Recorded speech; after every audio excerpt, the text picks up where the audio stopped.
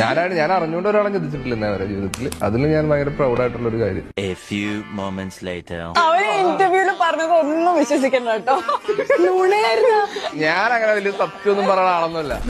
ഞാൻ അറിഞ്ഞുകൊണ്ട് ഒരാളെ ചതിച്ചിട്ടില്ല എന്നാ വരെ ജീവിതത്തിൽ. ചന്ദ്രേട്ടൻ ഞാൻ വിശ്വസിച്ചു പോയി. ചതിച്ചു. ഞാൻ പറഞ്ഞില്ല എന്റെ പേരെന്താ ചന്തു. ചതിക്കും. ഇപ്പോഴല്ലേ പറഞ്ഞ അവിടുത്തെ ഞാൻ അറിഞ്ഞുകൊണ്ട് ഒരാളെ ചതിച്ചു. അതല്ലേ അതുപോലെയാണ്.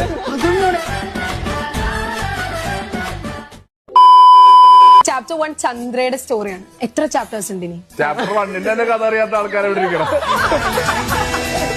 ഇതെന്നെ മുഴുവൻ അറിയില്ല. ചാപ്റ്റർ 2 എന്ത് പറയാം നമ്മള്? Are you asking us if we felt supernatural forces? ഉണ്ട്, ശരിക്കും അങ്ങനെ ഫീൽ ചെയ്തിട്ടുണ്ടോ? പ്രയത്നം കാണണമെന്നുള്ള എന്റെ ഒരു ആഗ്രഹമാണ് സത്യം പറഞ്ഞ. കുറെ പേര് കണ്ടിട്ടുണ്ട് പറയണത്, നമ്മള് മാത്രം കണ്ടിട്ടില്ല. എന്തെങ്കിലുമൊക്കെ വരും ഈ ഇന്റർവ്യൂ കാണുന്നുണ്ടെങ്കിൽ.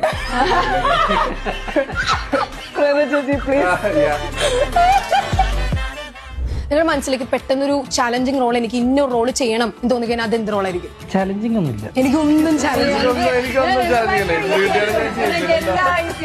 അത് ആൾക്കാർക്കായിരിക്കും ചലഞ്ച് ഉണ്ടല്ലോ. കാണുന്ന ആൾക്കാർക്കായിരിക്കും അത് ചലഞ്ച്.